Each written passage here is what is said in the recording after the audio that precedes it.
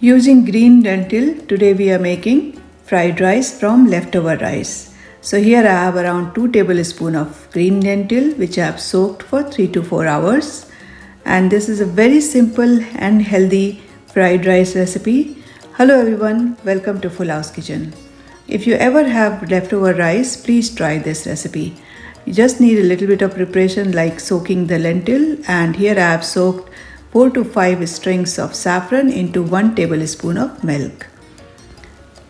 To make fried rice, I have combined oil and ghee together.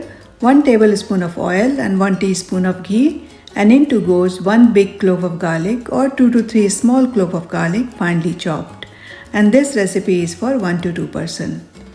So we are going to cook the garlic just for 30 seconds, and then we are going to add 1 medium size of onion roughly chopped. If you have green lentil available at your home, then I insist that you must try this recipe.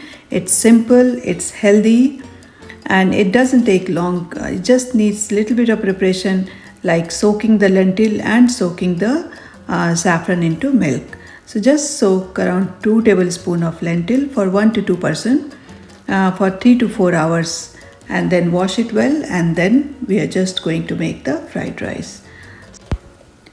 Cook the onion until it's nicely caramelized, and as you can see our onion is looking good. It's nice and brown, and so now we are going to add some spices. Spices again are very simple, and again it's up to your taste buds. If you want to avoid something, you can avoid.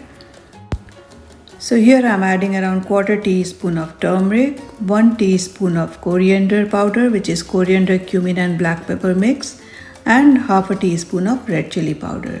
And we're just going to give it a mix and cook for 1 to 2 minutes until the raw flavor of the spices goes away.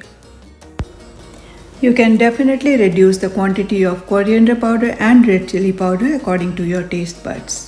And once our masala is cooked, I have cooked for around 2 minutes. So now we are ready to add our lentil. So here I'm adding nicely soaked washed lentil, and along with that here I'm going to add salt and sugar. So I'm according to the taste I'm adding salt and around 1/2 teaspoon of sugar to balance the flavor of the spices. So just give it a good mix and cook for another minute. We don't need to cook this lentil for long. If you cook this lentil for long, then this lentil will become little hard.